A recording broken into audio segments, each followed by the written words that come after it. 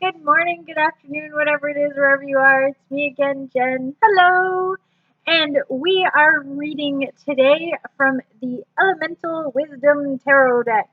It is a really gorgeous deck, if I'm honest, and it is lent to me by my dear friend and tarot student Taylor, who joined me for the entire month of April with another tarot deck, and she had a lot more insight about it than I did because it had to do with a video game. Apparently, my guest host today is Dizzy. Maybe not.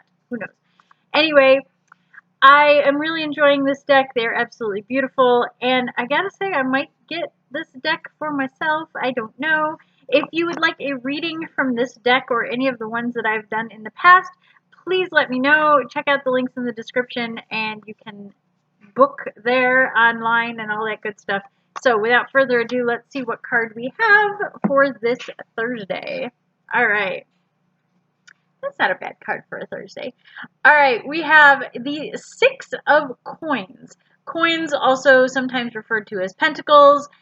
Again, with this particular deck, I can't stand the font. I'm just going to repeat that every time. I do not like the font on this deck.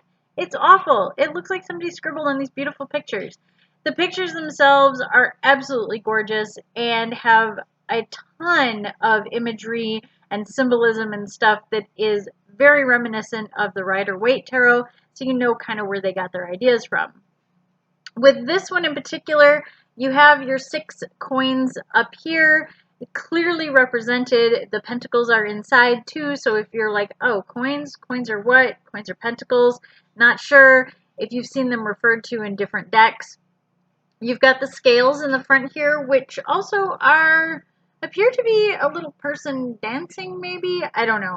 And our gentleman, who is the purveyor of the scales, he is smiling and happy and just thrilled to give handouts to all of these hands that are over here. And that's really what the 6 of Pentacles or 6 of Coins is all about, is offering your wealth or kind of balancing the scales quite literally to see that everyone gets what is fair to them. So it is a card of fairness, it is a card of wealth, it is a card of sharing, share and share alike kind of things. The coins or pentacles are obviously earth, which represents material things. So most of the time when we talk about the pentacles or the coins, we are talking about material goods, something that is tangible in this lifetime. So if I'm going to give you something or be balancing the scales, it's probably going to be in a physical way. That could be physical help, it could be money, it could be gifts, whatever that may be. It is something physically that you can touch or experience.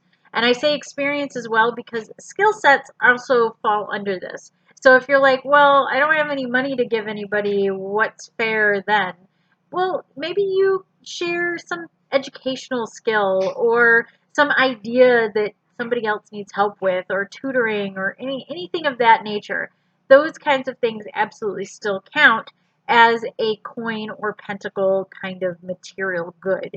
Also, with the giving of things, typically there are children in this. So it's kind of the idea of somebody who has more experience or more wealth or is just kind of above a little bit, giving to those who are innocent or not yet fully achieved their adulthood or their goals in life. By representing it by adults and children, it's just this kind of energy of, hey, you are a person with more, give to someone who has less, and try not to be demanding of those who probably don't have anything that they can offer you right now. This is the idea of kind of knowing karmically that if you give to somebody who cannot give back to you, it's still going to come back to you through the sources of the universe, shall we say, by some means. So while, yes, you're giving to people who don't have the means to give back to you, the universe says, you did good there. I'm just going to grant you this little wish, or I'm going to make sure that you have a little more abundance in your business or your financial situation, or hey, I'll make something work out in your favor, winning the lottery sort of way, so that you can continue to give to others.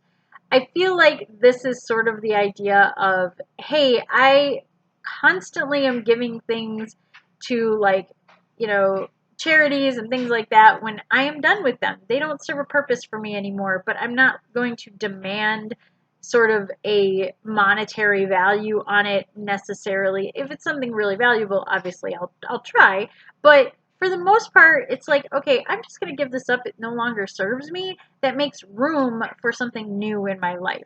And, you know, I got to say, most of the time it works. Most of the time, if I give up a bunch of stuff that no longer serves me, that's just kind of cluttering up my house, people give me things that I absolutely needed. Or the income comes to me to buy something that I absolutely needed. So there's always this kind of cycle of charity and wealth and good things. That said, that's not the purpose of giving. It's just sort of works out that way. Hope that makes sense. The inverse of this is obviously demanding more of other people, be that of time, money, or energy, or whatnot, that you probably haven't given up enough to deserve that, so to speak. That is not to say that we have not all been in a situation where we're on the other side of this, where it's like, hey, I kind of need some help. So being able to ask for help when you need it, but not overdo it when really you could be doing stuff for yourself too, that's another side to this card. So when it comes up inverted, it can either mean, hey, I'm not asking enough for myself, and I need to kind of call in some of those favors that I've put out there in the world, or hey, I might be asking too much of other people, maybe throttle it back a bit and give a little, or at least say thank you. Because sometimes the balancing of this scale is just being thankful and just saying thank you to other people. So if you're in a situation today as the week comes to an end that maybe it's not paycheck week and you're like, hey, I might need somebody else to buy lunch this week or whatever, or hey, paycheck's coming tomorrow and I have a little extra, I'm going to buy donuts for the office. That kind of feeling with this card. So give and take of material things is the 6 of coins. Also, something important with the sixes. Sixes are another kind of balancing act number. So you're going to have threes on both sides. So threes are kind of that, we'll call them ethereal or godlike deity sort of numbers, where you've got the Trinity, you've got the triple goddess, you've got a lot of threes in the universal way of things. So when you got 2 of those, that means, hey, the gods are looking out for you and you're looking out for everybody else in their name.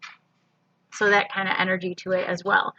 Again, I really love these cards. They're bright, they're gorgeous, the imagery goes all the way to the edge. The only drawbacks that I see to these cards is if you are a new reader, they do not come with a book. You would have to get one that, since they do relate heavily on the Rider-Waite imagery, get a book about those typical cards and the symbolism in them, and you'll need to get that to kind of learn these cards. Or the other thing, that font is awful. Just gonna point that out again. All right. Until next time, stay safe, stay healthy, stay happy, and I will see you tomorrow. Bye.